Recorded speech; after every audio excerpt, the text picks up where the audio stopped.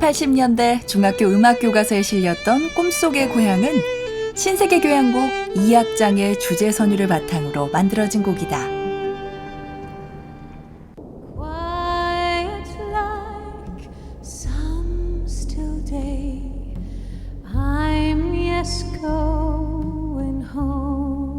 고향에 대한 그리움이 담긴 이 노래의 원곡 신세계 교향곡에도 당시 미국에 살던 작곡가 드보르작의 고향 보헤미아에 대한 향수가 배어 있다.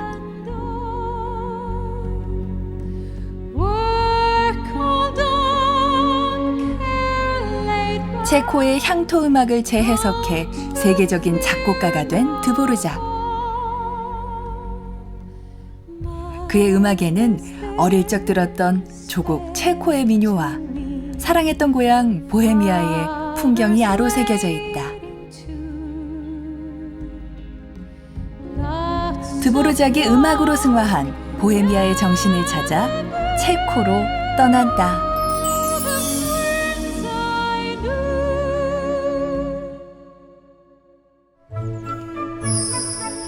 체코의 수도인 프라하. 이 도시를 상징하는 건물이 프라하 성이다.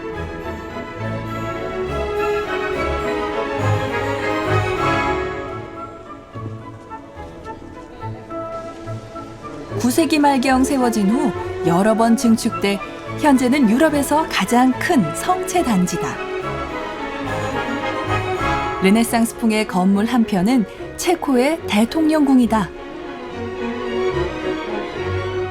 마주보고 있는 건물은 성 비투스 대성당. 옛 보헤미아의 군주들이 대관식을 올리고 사후 매장되어 온 곳이다. 화려한 이 성당은 1344년 짓기 시작해서 약 600년이 지난 1929년에야 완공됐다.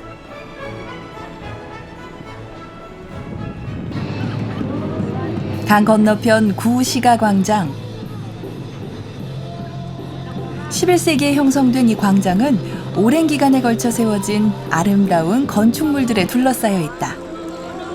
프라하 시민들에겐 만남의 장소다. 늘 관광객들이 모여드는 천문시계탑. 매시 정각이 되면 해골 모형이 움직이면서 12사도들이 두 개의 창을 통해 나타났다가 사라진다. 신기한 이 시계가 1410년에 제작됐다니 더욱 놀랍다. 프라하를 관통하는 블타바강. 그 위에 놓인 다리 중에 가장 아름다운 카렐 다리. 프라하의 전성기를 이끈 신성 로마 제국의 황제 카렐 4세가 1357년에 만든 다리다. 520m에 달하는 이 다리는 유럽 중세 건축의 걸작으로 꼽힌다. 항상 노랫소리가 들린다.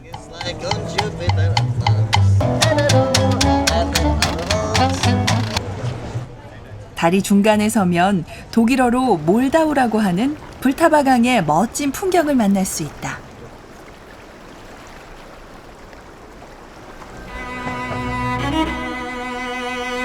드보르작은 프라하에서 약 40년을 살았다. 살았던 집도 3군데나 되지만 현재는 모두 개인 소유다. 그래서 드보르작 기념관인 빌라 아메리카를 찾았다. 1930년대 지어진 유명 건축물을 독지가들이 구입해서 기념관으로 만든 곳이다.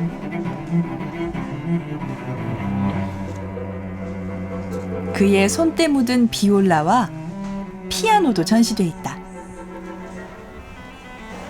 Protože všichni malí Češi, kteří jedou do velké země a udělají něco zajímavého a lidi o něm ví, jsou na něj velice pyšní a hrdí. 생전에 이미 국제적인 명성을 얻은 드보르작.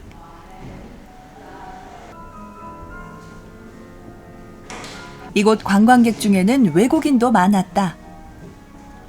Yeah, I'm really in love with this composer because I play cello, and his concert for cello and orchestra is one of my favorite pieces, and I think he was a genius. So yeah, I'm in love with it and his music. 기념관 2층에선 주 2회 드보르작 음악회가 열린다. 이날은 공연일이 아니지만 감사하게도 특별히 제작진을 위해 음악회를 열어주었다.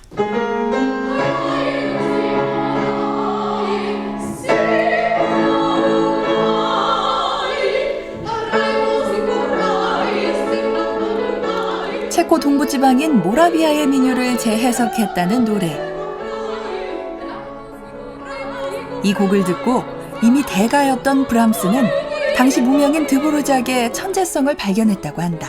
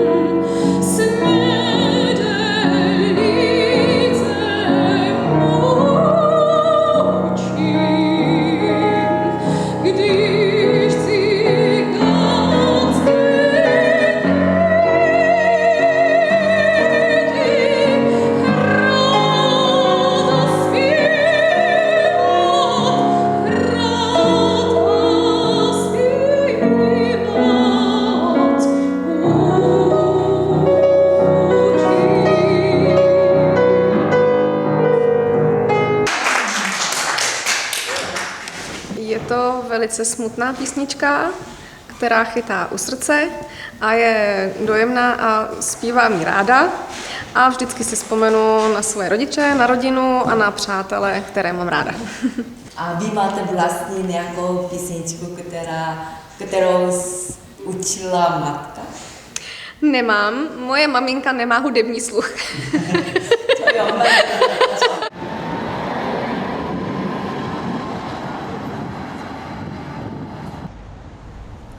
프라하 시내에 드보르작의 동상이 하나 있다.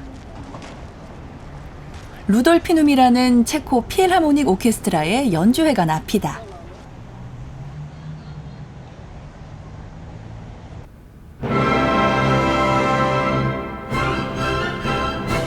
객석 1104석의 메인 콘서트홀인 드보르작 홀.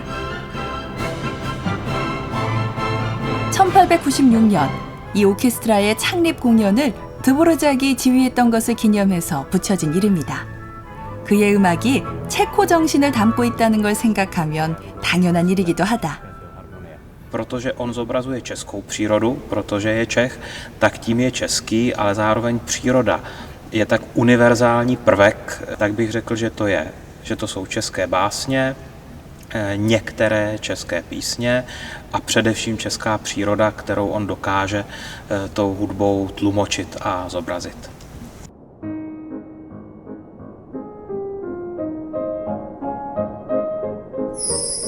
프라하에서 북쪽으로 약 30km 떨어진 넬라호제베스. 불타바강을 끼고 있는 인구가 2,000명 정도에 불과한 작은 마을인 이곳엔 드보르작의 생가가 있다. 1841년 9월 8일 그는 이 집에서 태어났다. 그의 부친은 여기서 선술집, 여관, 정육점을 겸한 가게를 운영했다. 첫 번째 방이 선술집이었다. A tady v té místnosti právě byl ten hostinec. Tady byly stoly a židle a tady vlastně seděli hosté. Tady je místnost, kde žila celá Dvořákova rodina a kde se Dvořák narodil. 드보르작은 9남매 중 장남이었다. 부모를 포함한 대식구가 살기에는 매우 작은 방이었다. 여기가 이 집에서 가장 큰 방이다. Tak teď nacházíme v tanečním sále, který byl vlastně součástí toho hostince v Nalahoze vsi. Tady se pořádaly zábavy a různé akce. 곁에 늘 노래와 춤이 있던 어린 시절은 드보르작에게 비옥한 음악의 토양이 되었다. 신세계 교향곡이 우주에서 울려 퍼졌다는 사실을 처음 알았다. 1969년 달에 착륙한 아폴로 11호의 우주비행사 버즈 올드린이 개인 물품으로 신세계 교향곡 테이프를 가져갔다고 한다. 나사도 이를 확인했다. Letěla na měsíc, ale samozřejmě nemůžeme už přesně potvrdit, že zazněla přímo při výstupu, jako, nebo přímo jako v ten okamžik, ale v podstatě se to traduje, že ta symfonie byla na měsíci. 드보르작 생가 바로 위에는 우람한 성체가 있다. 롭코비츠라는 귀족 가문이 소유해온 넬라호제베스 성. 16세기에 지어진 건물이다.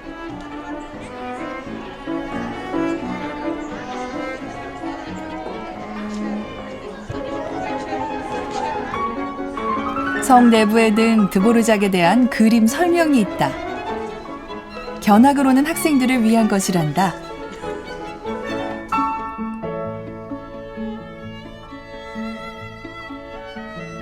이 가문이 수집한 명화도 전시돼 있다.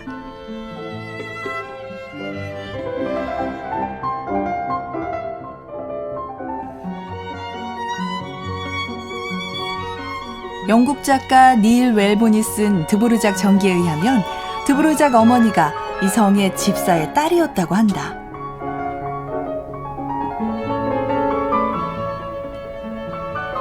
그런데 이곳 관계자는 명확하지 않다고 한다. Ano, já myslím, že určitě nějaké spojení tam bude, vzhledem k tomu, že ten dům měli hned pod zámkem. Tuším, že maminka nebo babička Antonína Dvořáka pracovala pro zámek, ale jinak tam nějaké další velké spojení s rodinou nebude. 오스트리아 제국의 귀족이자 막강한 재력을 가진 롭코비츠 가문은 음악가들에게 많은 지원을 했다. 베토벤도 그중 한 사람이었다.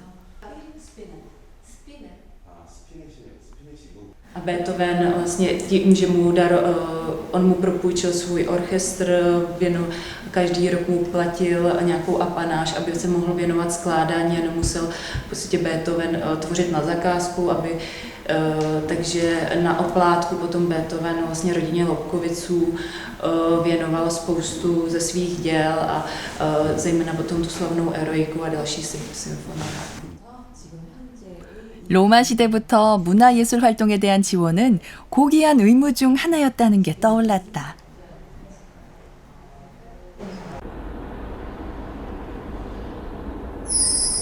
중세시대를 재현하는 축제가 열리는 쿠트나호라로 향했다. 1995년 유네스코 세계유산으로 지정된 중세도시다. 광산 개발과 함께 발전한 이 도시는 14세기경에 프라하에 이어 보헤미아 왕국의 제2의 도시로서 번성했다.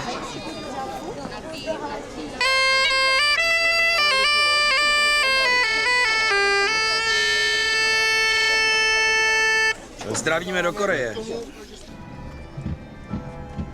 올해로 26회째를 맞는 축제는 이 도시를 상징하는 성 바르보라 성당 앞 정원에서 시작됐다.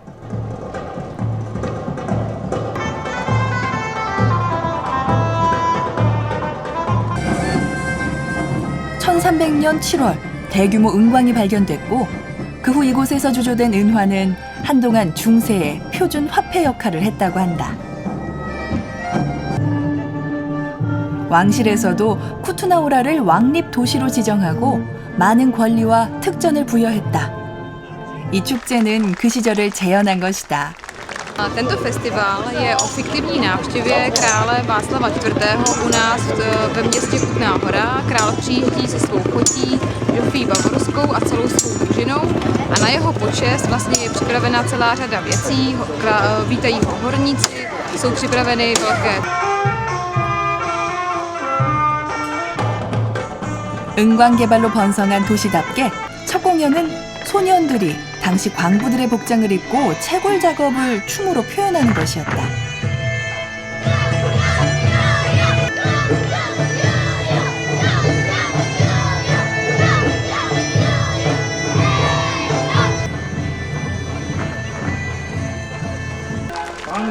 마상 시업도 열렸다.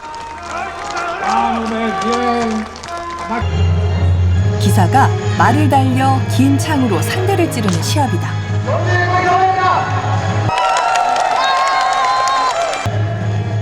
중세시대로 타임슬립한 느낌이다.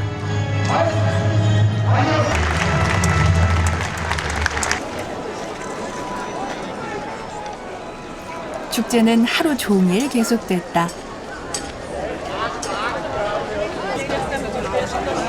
관광객들은 공연 중간중간 길거리 음식으로 허기를 달랜다.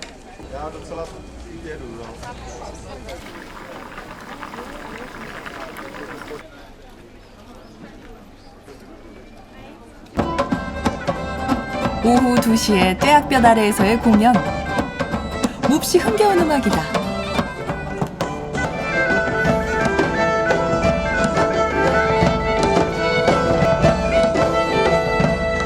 왠지 우리 사물놀이 가락의 느낌도 나는 이 곡은 14세기경의 중세 음악을 변형했단다.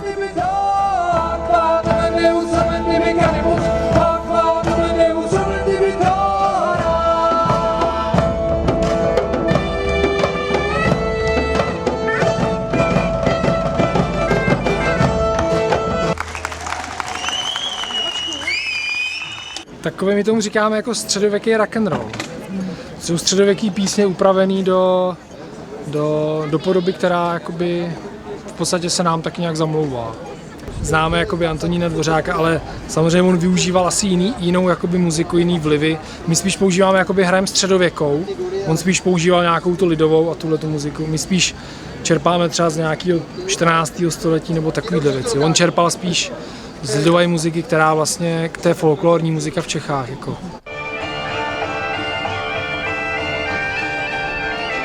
뒤이은 춤 공연. 예술고등학교 학생들이 체코 전통춤을 선보였다.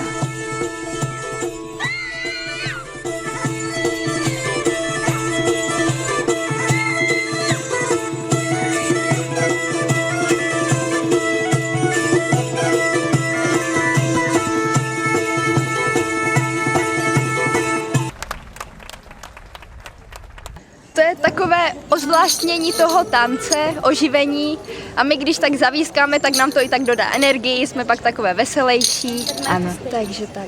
A mohla byste teďko udělat tohle, jak se dělá, ne? Tak jo.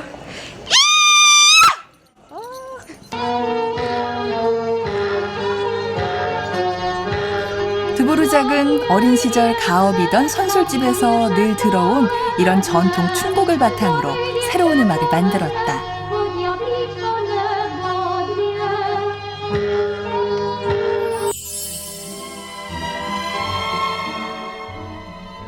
바로 슬라브 무곡이다. 당시 무명 작곡가였던 그는 슬라브 무곡의 대성공으로 국제적인 명성을 얻었다.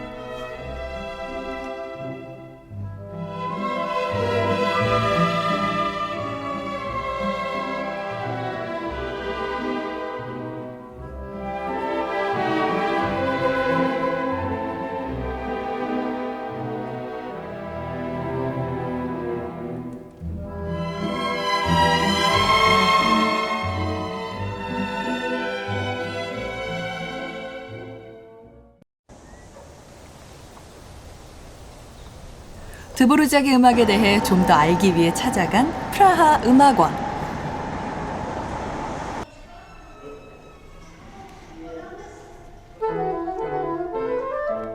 1808년 개교한 이 음악원은 드보르작이 50세 되던 1891년부터 작곡과의 교수로 재직한 곳이다. 우연히 첫 번째 작곡한 슬라브 무곡을 들었다.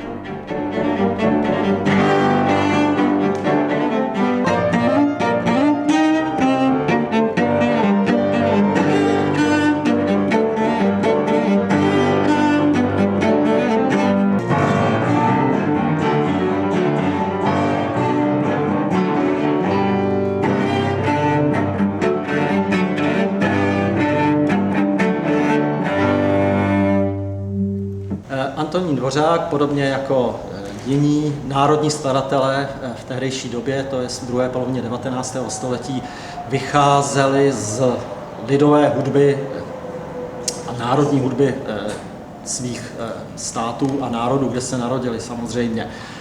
Antonín Dvořák se narodil na českém venkově, takže od svého mládí slyšel lidovou hudbu, která tvoří základ jeho melodiky a harmonického cítění. 드보르작은 여러 지역에 흩어진 슬라브 민족의 민요를 발굴해서 새로운 음악으로 만들기도 했다.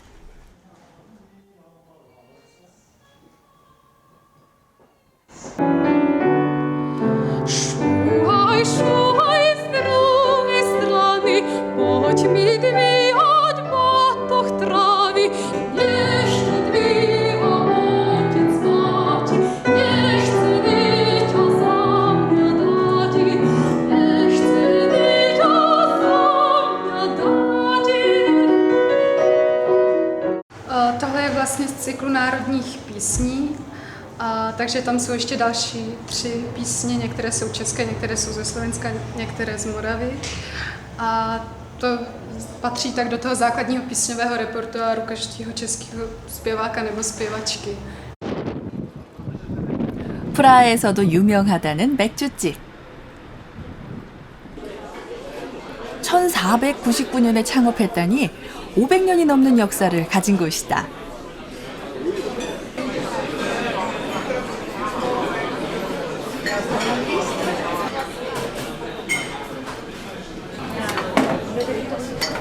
여기서 파는 술은 수제 맥주인 흑맥주 한 가지다. 약간 단맛이 나지만 거품이 크림 같은 무척 부드러운 맥주다.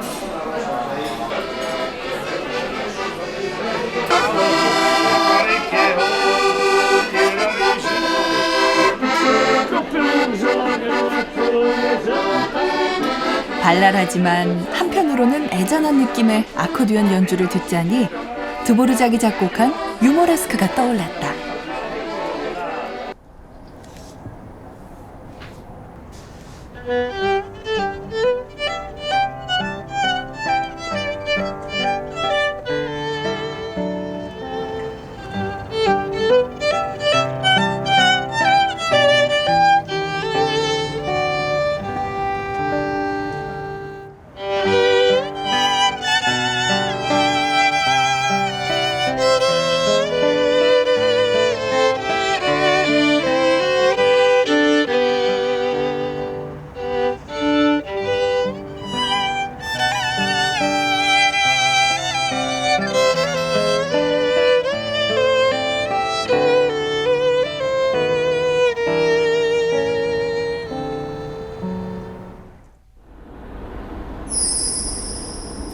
체코의 자연을 노래한 드보르작을 떠올리며 찾아간 국립공원 아드르 슈파흐.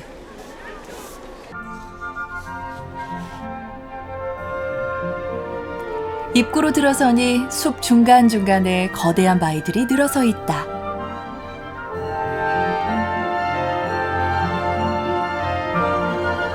수백만 년 전 바닷속이었던 이곳은 오늘날 기묘한 바위들의 바다가 되었다.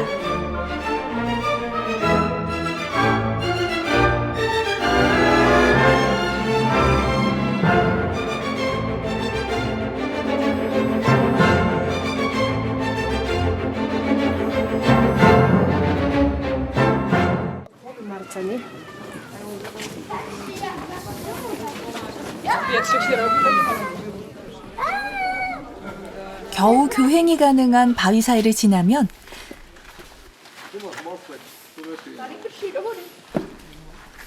사방을 바위들이 둘러싸고 있는 작은 광장이 나온다.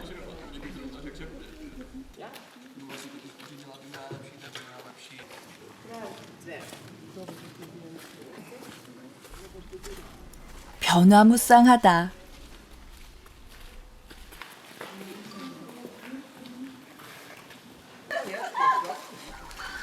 도중에 사진 촬영 중인 사람들을 만났다. 모델로 보이는데 무슨 사진을 찍는지 궁금했다. Nějaká soukromí jenom focení nebo... Relativně soukromé, jo, soukromé. Za nějaký kalendář nebo něco. Něco takového. 나중에 알고 보니 의상 홍보용 사진을 촬영 중이었다. 난데없는 해프닝이라 주변 사람들에게도 구경거리였다.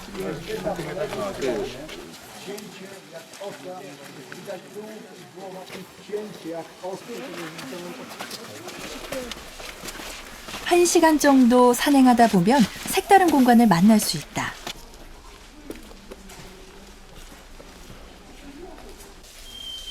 큰 폭포라 불리는 곳인데 동굴 안에 있다고 한다.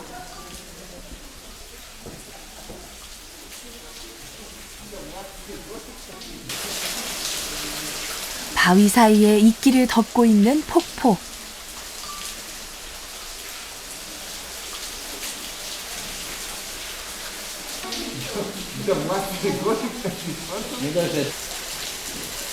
큰 폭포라는 이름과는 어울리지 않는 아담하고 예쁜 폭포다. Cítíme se tady dobře, líbí se nám to moc, jsme tady poprvé. Pro počasí by mohlo být trochu lepší, ale jinak jsme tady spokojení.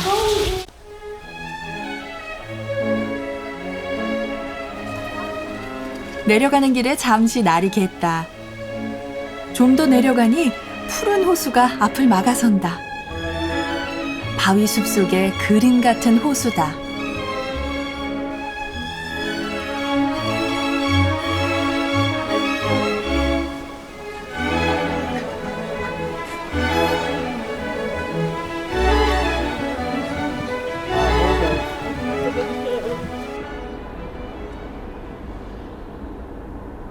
다음 여정은 온천 도시로 유명한 카를로 비바리.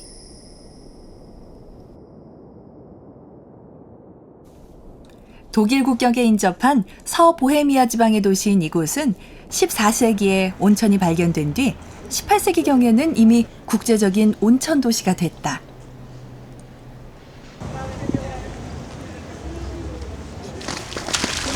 온천 도시임을 말해주는 간헐천도 있다.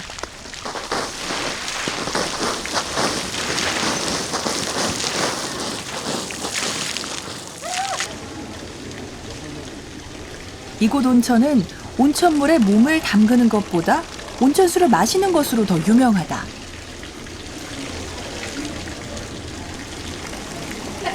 약간 짭짤하고 쇳맛이 난다.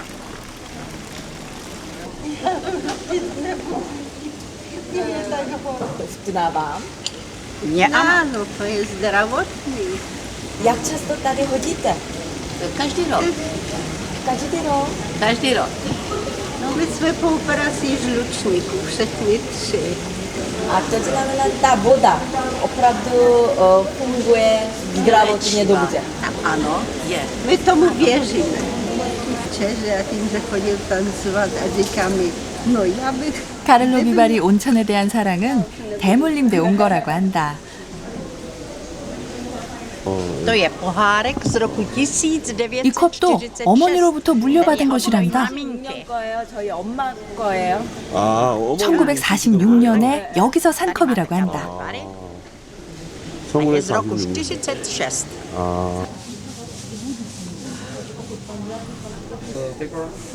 마시는 온천으로 유명하다 보니 온천 수용 컵이 이 도시를 상징하는 기념품이다.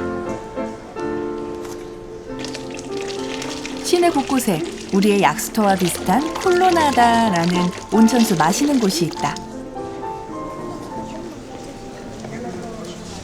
모두 비를 막는 회랑 속에 있고 무려 15군데가 있다.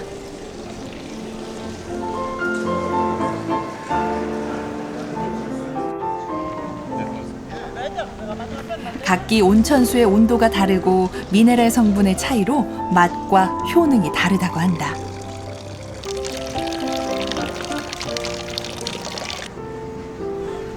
시내 중심의 공원에 있는 드보르작 동상.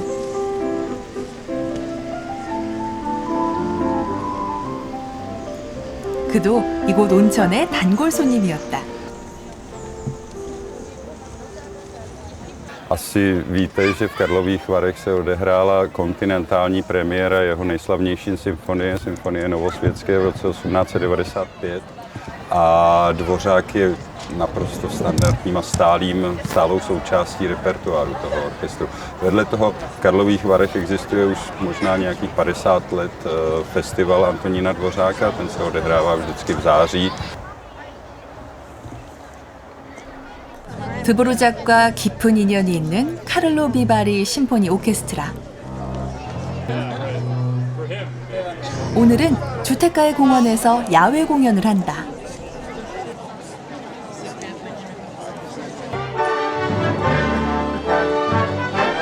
저녁 7시 공연이 시작됐다.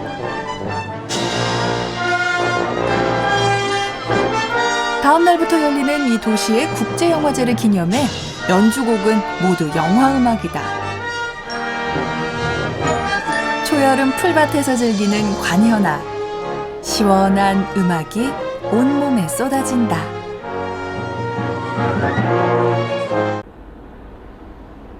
드보르작의 별장이 있다는 비쇼카로 향했다. 프라하에서 차로 1시간 반 정도 떨어진 시골 마을 끝에 빌라 루살카라는 드보르작의 별장이 있다.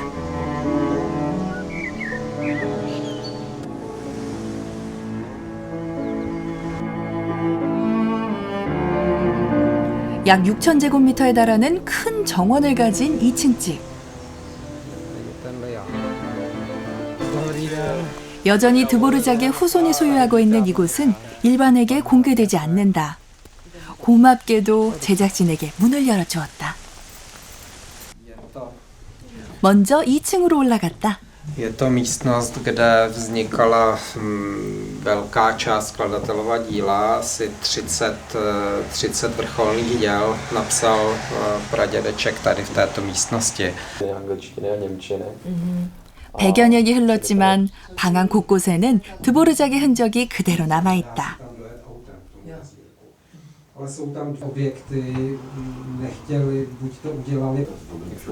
1885년 그의 나이 44세에 지었다는 이 집에서 유모레스크를 비롯한 명곡들이 탄생했다.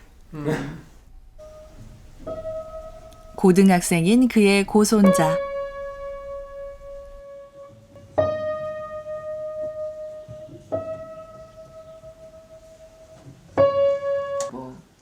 Já vůbec nehraju na žádný hudební nástroj, bohužel, ale na jednu stranu možná bohu dík, aby mě zase se skladatelem nesrovnávali, tak...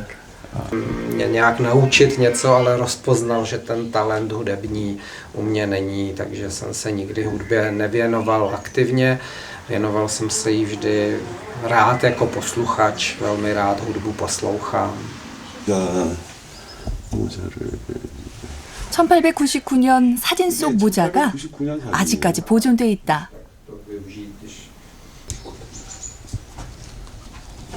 드보르작의 고손자에게 그 모자를 한번 써봐달라고 부탁했다. 100년도 더 된 모자지만 아직도 이 고손자에게 어울려 보였다. 멋있는데요, 굉장히. 몹시 친했던 차이코프스키와 브람스의 친필 서신. 브람스는 드보르작이 미국으로 떠나기 직전 안부 편지를 보냈다.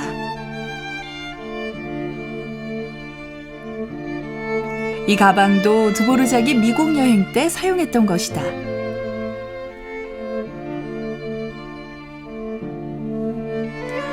당시로서는 머나먼 미국 여행의 기념물들이 아직 남아있다. Vezl z Ameriky, kde ve vesničce Spillville v Iově, tak tam strávil ty první prázdniny svého amerického pobytu a setkal se tam s indiány. 이곳에서 드보르작은 농촌에서 보낸 어린 시절의 생활에 되찾았다. 매일 아침 녹음이 짙은 주변을 산책했고 동네 성당에선 오르간을 연주했다. Takže Antonín Dvořák jsem začal jezdit až když mu bylo více než 40 let a velice se mu tady na Vysoké zalíbilo, ta krajina ho tady očarovala, spousta zpěvného ptactva okolo domu, chodil do té krásné okolní přírody a díky tomu tady napsal velkou část svého krásného díla. 프라하에서의 바쁜 삶에 지친 그에게 이곳은 늘 창작의 에너지를 충전시켜줬다. 농부의 아들임을 자랑스러워했던 드보르작에겐 낙원과 같은 곳이었다.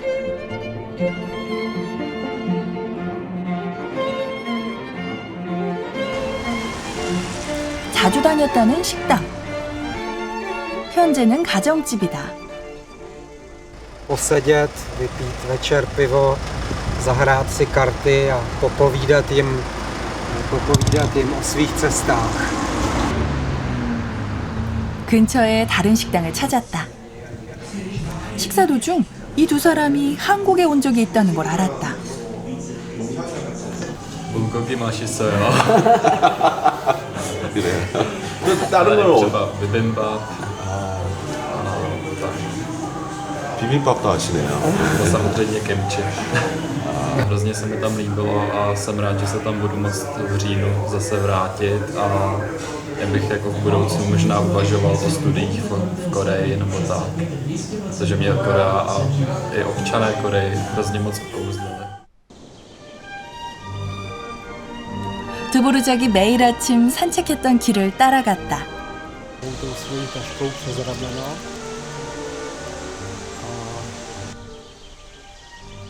녹음 짙은 오솔길을 30분 정도 걸으면 작고 예쁜 연못을 만난다. 바로 루살카 연못. 드보르작이 자신의 유명한 오페라 루살카를 이곳에서 구상했다고 한다.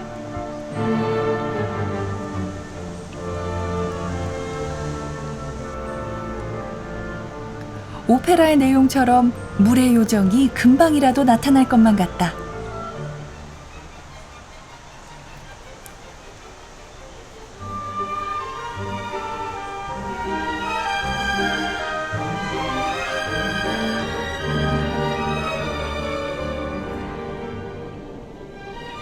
Sem chodí mnoho turistů, chodí sem i místní, myslím docela rádi sem chodí lidé z vesnice, protože je to takové místo klidu, ticha, prostě pěkné místo v lese. Když jdu úplně vycházku, takhle.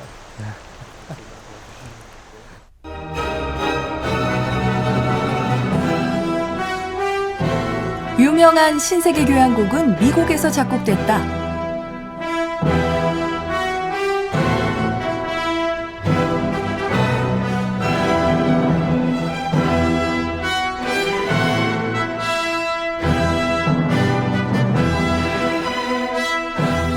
(1892년 9월) 드보르작은 뉴욕 내셔널 음악원의 원장으로 초빙돼 미국으로 갔다.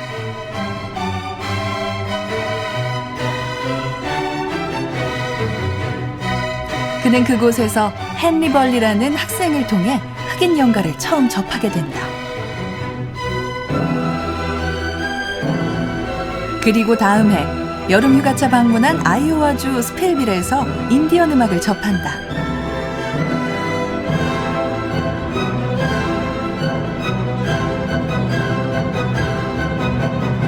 낯선 음악과의 만남은 신세계 교향곡에 영향을 줬다.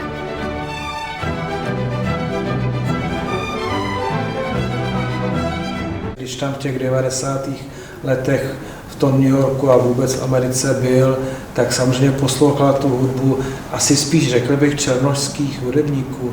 Možná i těch indiánů tam taky něco zaslech, takže to na něj působilo a toho ovlivnilo.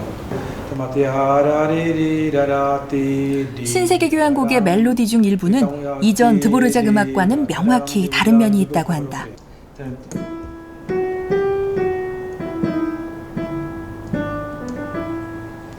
To je vlastně téma novosvětské té čtvrté věty, že? Samozřejmě.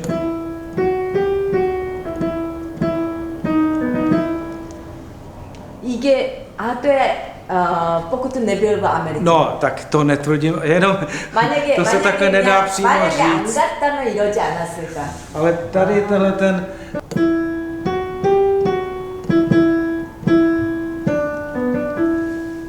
a tak.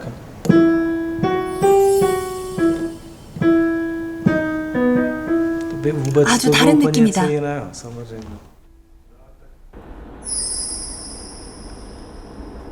드보르작의 첼로 협주곡 공연이 있는 리토미슐로 갔다.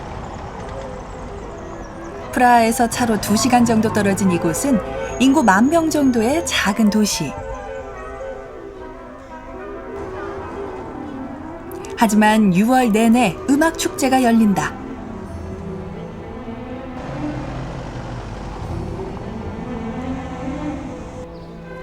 이곳 출신의 작곡가 스메타나를 기념하는 행사다.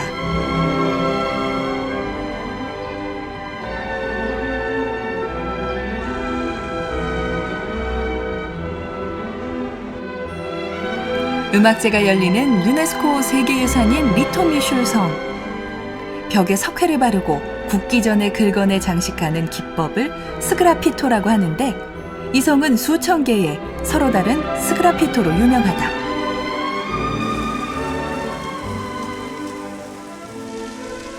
공연은 성 내부의 정원에서 열렸다. 첼리스트에게 드보르작의 첼로 협주곡은 어떤 곡일까? Oh, I think it's definitely the most popular cello concerto, and it's also one of the most popular instrumental concertos, for all instruments, I think. So, as a cellist, as a young cellist, it's one of the pieces that you want to play. That's one of the pieces why you become a cellist, why you want to become a cellist. 동서고금을 통틀어 첼로라는 악기를 위한 최고의 협주곡이라는 드보르작의 첼로 협주곡은 신세계 교향곡과 함께 미국 체류기의 보물과도 같은 작품이다.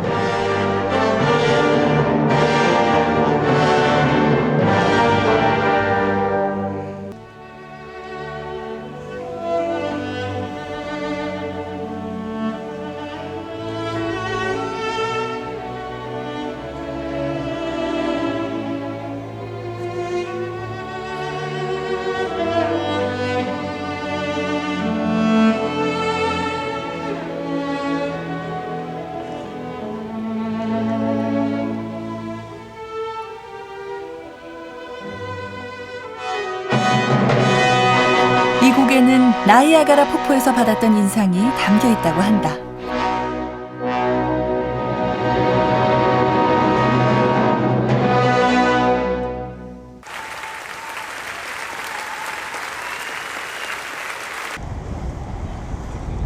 다시 프라하로 돌아왔다.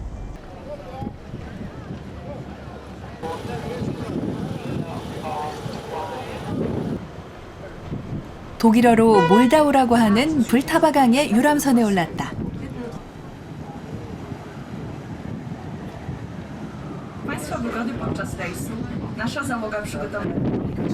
스메타나의 나의 조국이라는 모음곡에도 나오듯 불타바강은 체코 사람들에게 고향을 상징하는 강이다.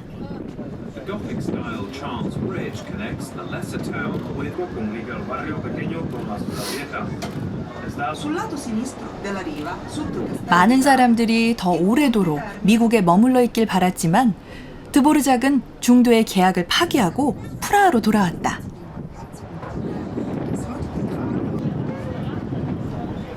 아마도 조국에 대한 그리움 때문이리라.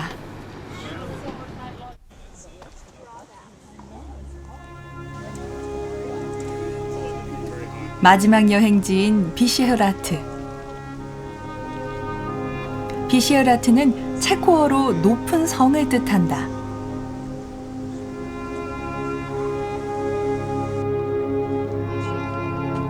프라하 시내를 조망할 수 있는 언덕에 위치해서 백탑의 도시라는 프라하의 진면목을 볼 수 있다.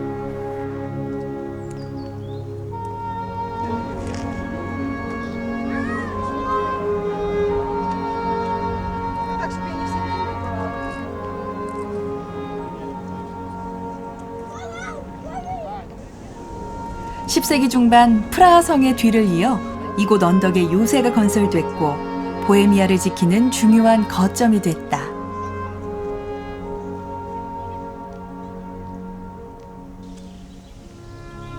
이런 상징성 때문에 비샤흐라트에는 체코를 빛낸 문화 예술인의 묘지가 조성돼 있다.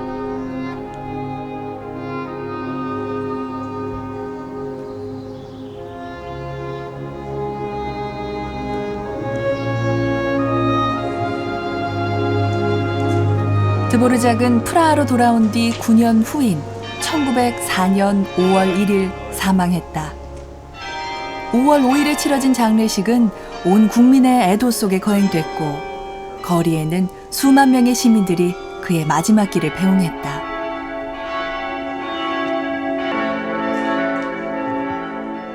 Tak jeho hudobné diela operné sú známe po celom svete podľa mňa, takže ľudia ho poznajú aj v zahraničí a tým pádom šíri slávu Česka. 드보르작은 그가 사랑한 조국 체코를 빛낸 여러 영웅들과 함께 이곳에서 영면에 들었다.